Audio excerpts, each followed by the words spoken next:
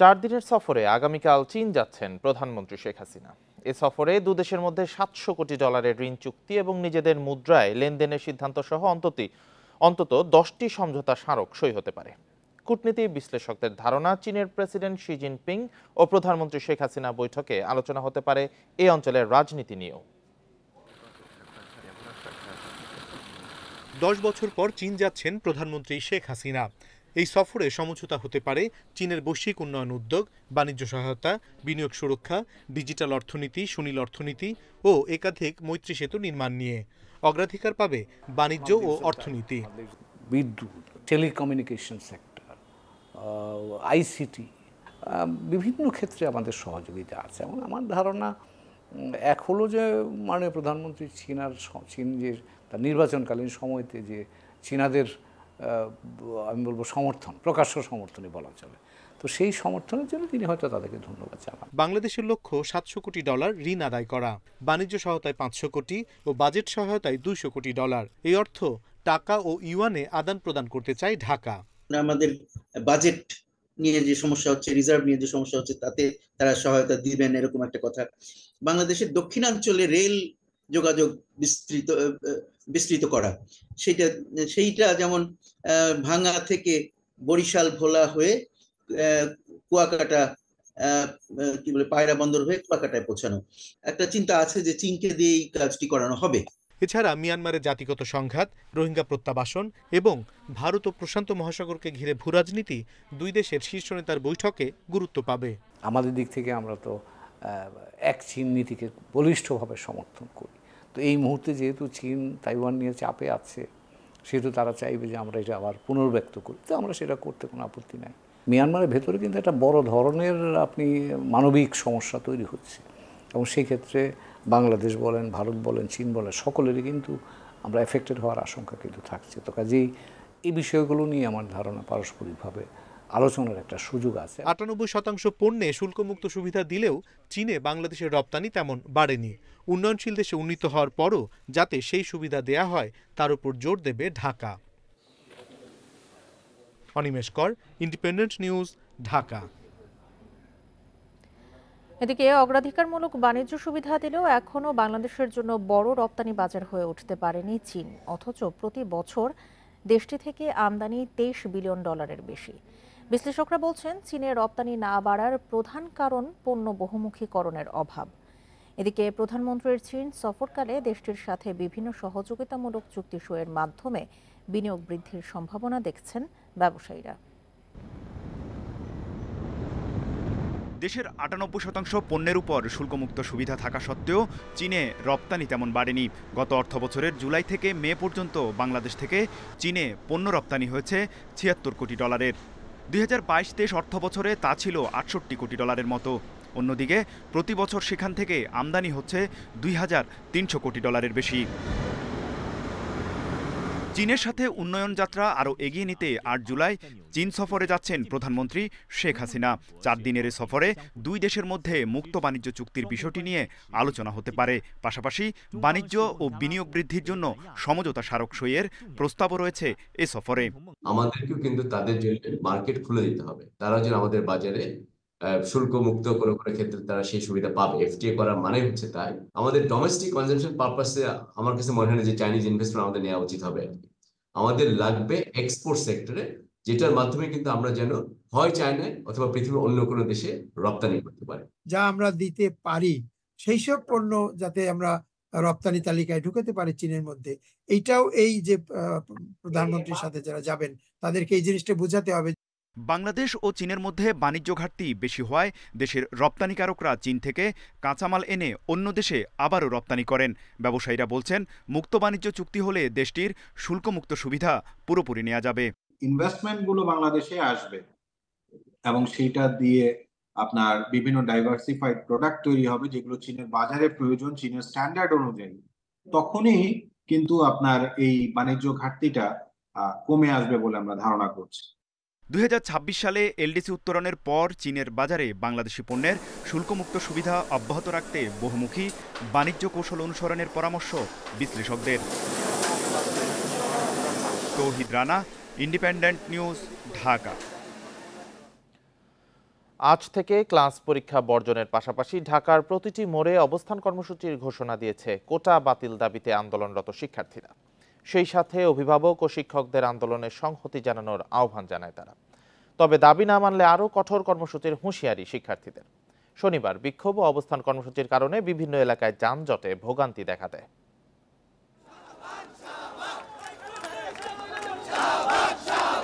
কোটা বাতিলের দাবিতে আন্দোলনের পঞ্চম দিনেও রাজপথে সক্রিয় শিক্ষার্থীরা। শনিবার বিকেল 3:30টায় ঢাকা বিশ্ববিদ্যালয় থেকে পলাশী, ইডেন কলেজ, নীলক্ষেত হয়ে শাহবাগে সড়ক অবরোধ করে তারা। আমাদের দাবি হচ্ছে 18-র যে পরিপত্র ছিল সেটা পুনর্বহাল চাই আমরা। এটাই আমাদের একমাত্র দাবি। আমরা যতদিন পর্যন্ত না আমাদের দাবি পরিপূর্ণভাবে মেনে নেওয়া হবে ততদিন পর্যন্ত আমরা এই মিছিল সংগ্রাম করতেই থাকব। আন্দোলনে ঢাকা বিশ্ববিদ্যালয়ের সাথে যোগ দেয় 7 কলেজ সহ রাজধানীর বিভিন্ন বিশ্ববিদ্যালয় ও কলেজের শিক্ষার্থীরা। স্লোগানে স্লোগানে মুখর হয়ে ওঠে শাহবাগ এলাকা। শিক্ষার্থীদের দাবি পুনর্বহাল করতে হবে 18 সালের পরিপত্র। বিক্ষোভে রোববার থেকে ঢাকার সব গুরুত্বপূর্ণ এলাকায় অবস্থান নেয়ার ঘোষণা দেন শিক্ষার্থীরা। আমি আমার সমস্ত শিক্ষার্থী ভাই বোনদের সঙ্গে এগ্রতা জানিয়ে আমি কাপড়ের প্রতীকী কাপড় পরে নামেছি। আমরা বুয়েটে গিয়েছি, আমরা ইডেন কলেজে গিয়েছি, আমরা সেখান থেকে সাড়া পেয়েছি। আমরা বন্ধুগণ শুধু শাহবাগে বসে থাকবো না, আমরা যে কর্মসূচিটি ঘোষণা করছি যে আগামীকাল বিকাল 3টা থেকে বাংলা ব্লকের কর্মসূচি ঘোষণা করা হলো। একই দাবিতে দিনভর বিক্ষোভ করেছে ঢাকা কলেজ ও জগন্নাথ বিশ্ববিদ্যালয়ের শিক্ষার্থীরা। এ সময় তীব্র যানজটে ভোগান্তিতে পড়ে নগরবাসী।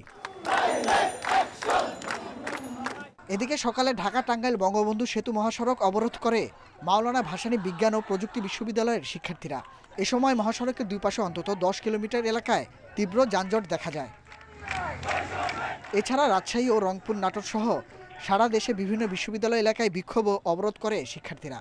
দাবি না মানা হলে রাজপথ ছাড়া হবে না বলেও হুঁশিয়ারি দেন তারা। Nahid Kamal, Independent News, Dhaka. Quota বাতিলের দাবিতে শিক্ষার্থীদের চলমান আন্দোলনের সমর্থন জানিয়েছে বিএনপি। দলের মহাসচিব মির্জা ফখরুল বলেছেন, আইনের দোহাই দিয়ে আন্দোলন দমন করা যাবে না। অন্যদিকে বিএনপি নিজেরা ব্যর্থ হয়ে ছাত্রদের কোটা বিরোধী আন্দোলনে ভর করেছে বলে মন্তব্য করেছেন আওয়ামী লীগের সাধারণ সম্পাদক ওবায়দুল কাদের। রাজধানীতে আলাদা অনুষ্ঠানে এসব কথা বলেন তারা।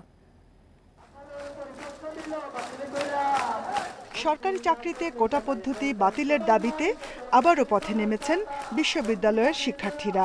2018 সালের পরিপত্র পুনর্বহালের দাবিতে চলছে আন্দোলন। টানা কয়েকদিন ধরে দেশের বিভিন্ন স্থানে চলছে বিক্ষোভ, মিছিল, পদযাত্রা, সড়ক অবরোধ ও সমাবেশ। শিক্ষার্থীদের এই আন্দোলনকে সমর্থন জানিয়েছে বিএনপি। শনিবার দুপুরে চেয়ারপারসনের গুলশানের কার্যালয়ে সংবাদ সম্মেলনে দলের মহাসচিব মির্জা ফখরুল ইসলাম আলমগীর ছাত্রদের ন্যায্য দাবি মেনে নিতে সরকারের প্রতি আহ্বান জানান। সাধারণ ছাত্র সমাজের কোটা সংস্কার আন্দোলনের ন্যায্য ও যৌক্তিক দাবি সমূহের সঙ্গে আমরা একমত। আইন ও বিচার বিভাগের দোহাই দিয়ে ছাত্র সমাজের যৌক্তিক দাবি সমূহকে দমানোর সকল অপচেষ্টাই ব্যর্থ হবে বলে আমরা বিশ্বাস করি। আমরা আশা করি সরকার সময় থাকতে ছাত্র সমাজের যৌক্তিক ও ন্যায্য দাবিসমূহ মেনে নেবে। এদিকে দুপুরে রাজধানীর বেইলি রোডে পাহাড়ি ফল মেলার উদ্বোধনী অনুষ্ঠানে সড়ক পরিবহন ও সেতুমন্ত্রী ওবায়দুল কাদের কোটা সংস্কার আন্দোলনে বিএনপির সমর্থনের সমালোচনা করেন। বলেন, তারা এখন ছাত্রদের আন্দোলনে ইন্ধন দিচ্ছে। এখন বিএনপি কাজই হচ্ছে অন্যদের ইস্যুর উপর ভর করা। এখন শিক্ষকদের আন্দোলনের উপর ভর করবে, আবার সিদ্ধান্ত নিয়েছে কোটার উপরে, কোটা আন্দোলনের উপর ভর করবে নীতিগত সিদ্ধান্ত। এটা তো কোর্টের ভার্ডিক্টের ব্যাপার। আমরা তো কোথাও এই কোটা রাখিনি। খালেদা জিয়ার সুচিকিৎসা নিয়ে বিএনপি জাতিসংঘের হস্তক্ষেপ চায় এমন মন্তব্য করে ওবায়দুল কাদের বলেন, এ নিয়ে জাতিসংঘে নালিশ করে লাভ হবে না। তার বিশেষ আমন্ত্রণে। Jahanara Parvin, Independent News, Dhaka. Quota বাতিলের দাবিতে আন্দোলনরত শিক্ষার্থীদের বিভ্রান্ত করে দেশকে অস্থিতিশীল করতে চাইছে বিএনপি। এই মন্তব্য করেছেন পররাষ্ট্রমন্ত্রী ডক্টর হাসান মাহমুদ। শনিবার রাতে চট্টগ্রাম প্রেস ক্লাবে বিএফইউজে আয়োজিত এক অনুষ্ঠানে তিনি কথা বলেন। পররাষ্ট্রমন্ত্রী বলেন, কোটা বাতিলের বিষয়টি আদালতের ব্যাপার, এখানে সরকারের কিছুই করার নেই। সব দেশের সঙ্গে সুসম্পর্ক বজায় রেখে দেশ এগিয়ে যাচ্ছে জানিয়ে পররাষ্ট্রমন্ত্রী বলেন, কারোর সঙ্গে বৈরিতা নয় এমন নীতিতে প্রধানমন্ত্রী সফল হয়েছেন, এটি সহ্য হচ্ছে না বিএনপির।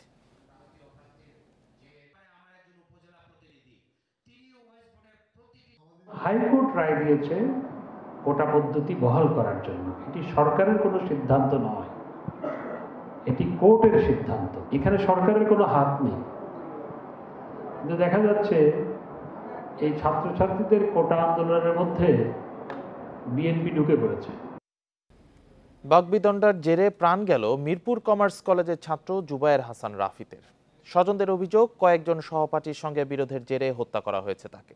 গতরাতে মিরপুরের এক সহপাঠীর বাসা থেকে উদ্ধার করা হয় তার মরদেহ। ঘটনার পর থেকেই নিখোঁজ অভিযুক্ত রাজিন। রাফিদকে হারিয়ে কান্নায় ভেঙে পড়েন ষাটোর্ধ্ব নানা আব্দুল মজিদ। শেষবারের মতো আদরের নাতির মুখ দেখতে তার এই আহাজারি। গত রাতে মিরপুর কমার্স কলেজের পাশে হাউজিং অ্যান্ড সেটেলমেন্ট কোয়ার্টার এলাকায় একটি ফ্ল্যাটে কলেজ ছাত্র জুবায়ের হাসান রাফিদকে কুপিয়ে হত্যা করে দুর্বৃত্তরা।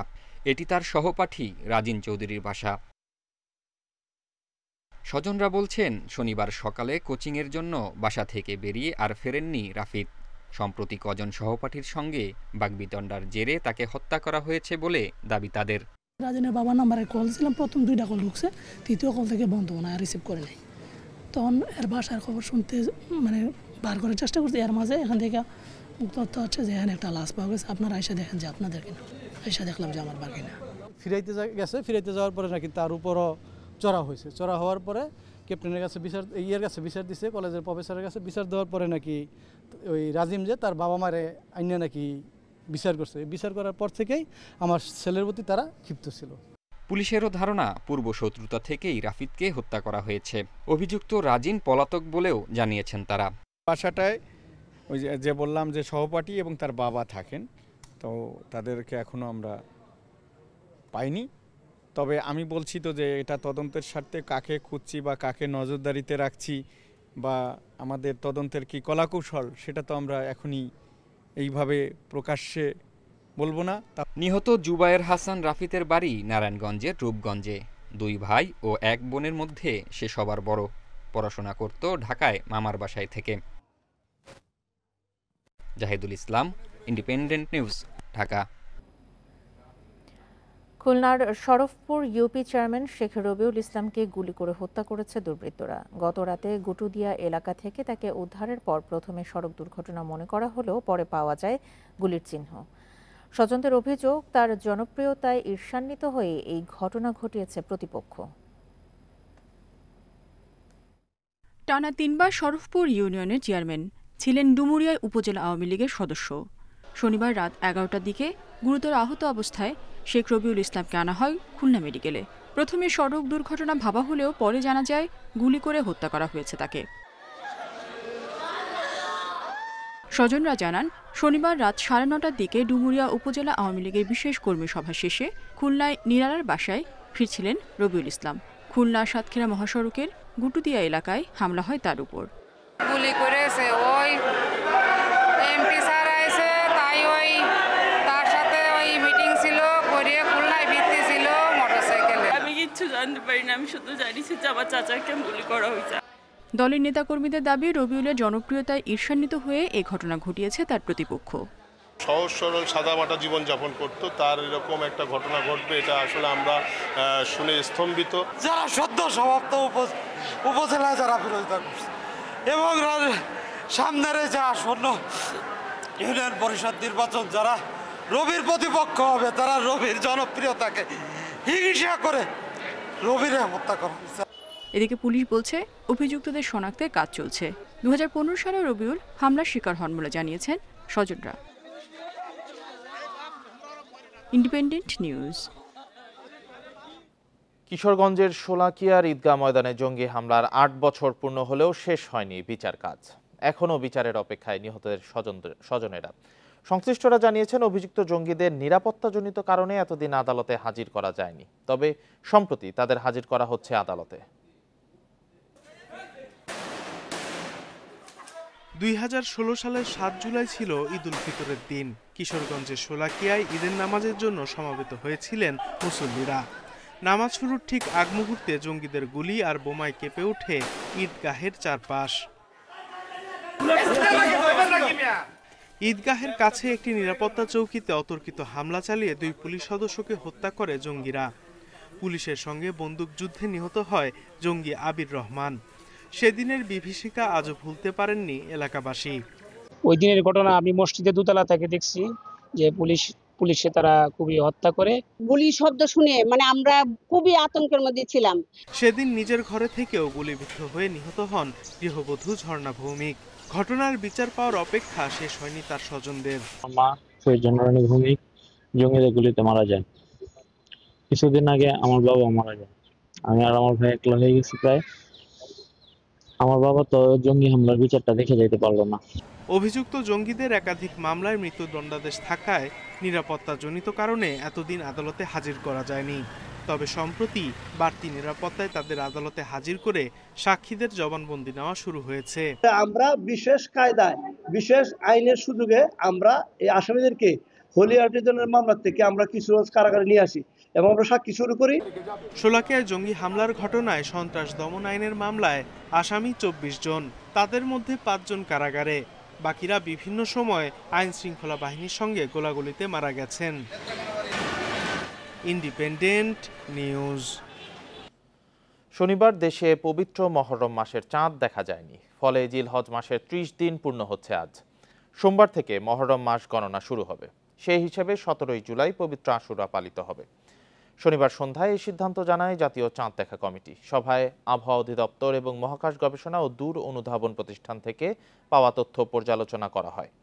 এতে দেখা যায় শনিবার সন্ধ্যায় বাংলাদেশের আকাশে কোথাও মহরম মাসের চাঁদ দেখার খবর পাওয়া যায়নি। সোমবার মহরম মাস গণনা শুরু হবে। সে অনুযায়ী 17 জুলাই সোমবার পবিত্র আশুরা পালিত হবে।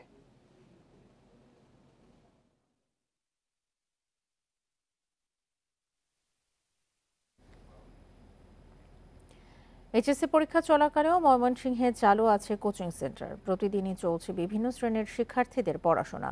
নগরের কোচিং পাড়া হিসেবে পরিচিত কয়েকটি সড়কে নজরদারি কম। তবে জেলা প্রশাসন দাবি করেছে মন্ত্রণালয়ের নির্দেশনা বাস্তবায়নে ভ্রাম্যমাণ আদালত পরিচালনা করা হচ্ছে।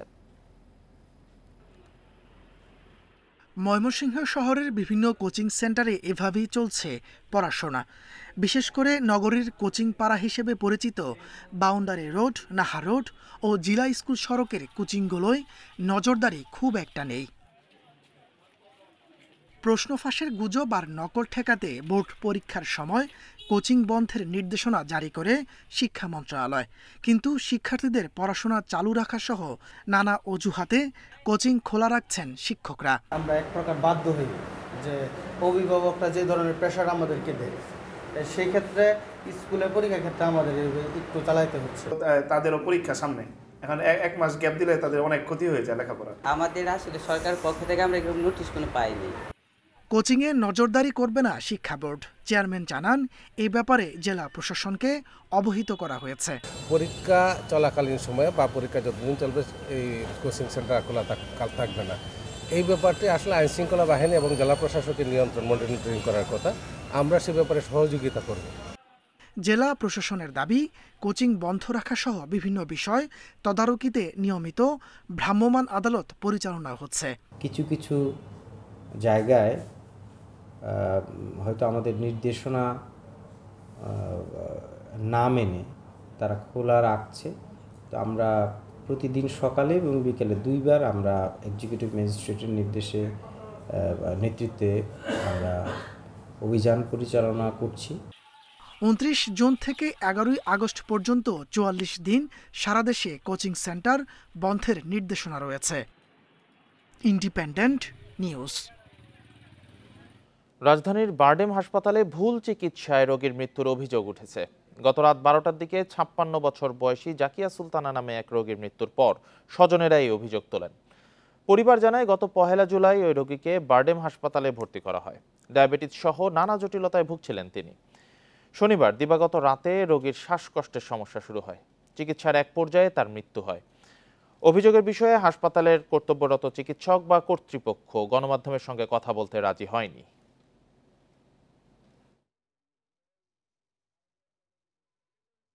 মেরে ফেলছে চোখের সামনে, মানে মানুষকে আমরাও দেখছিলাম যে রোগী আমরাও দেখছিলাম, কথা হচ্ছিল। আমার মা মারা গেছে, এটার তো আর ক্ষতিপূরণ হবে না, কিন্তু আমরা চাই যে এটার সুষ্ঠু একটা বিচার হোক। যার জন্য এটা মারা গেছে পুরো টিমটা, এটার পিছনে কারা কারা কোন কোন ডাক্তার দায়ী সেটার তদন্ত হোক। চলতি মৌসুমে 6টি দেশে যাচ্ছে রংপুরের হাড়ি ভাঙা আম। এরই মধ্যে 30 কোটি টাকার অর্ডার পেয়েছেন বাগান মালিক ও ব্যবসায়ীরা। তাদের আশায় এবার জেলায় 250 কোটি টাকার আম উৎপাদন হবে। 3 দশকে হাড়ি ভাঙা আম বদলেছে 90টি গ্রামের মানুষের ভাগ্য। 90-এর দশকে রংপুরের মিঠাপুকুর উপজেলার খোরাগাছের তেকানি গ্রাম থেকে হাড়ি ভাঙা আম ছড়িয়ে পড়ে পাশের পদাগঞ্জ সহ 90 গ্রামে। চলতি বছর জেলার 1935 হেক্টর জমিতে বাণিজ্যিকভাবে এর আবাদ হচ্ছে।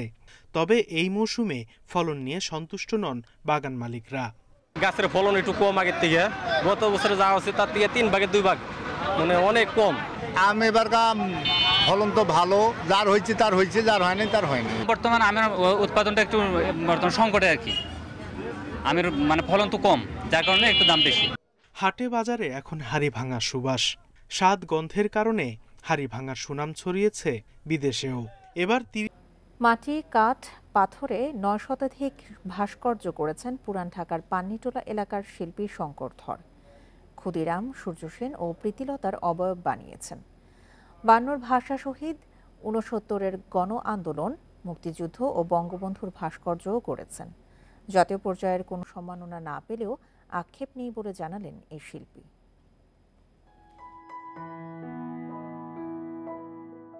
শেষ আঁচড়ে পূর্ণতা দিচ্ছেন মাটির তৈরি ভাস্কর্যের।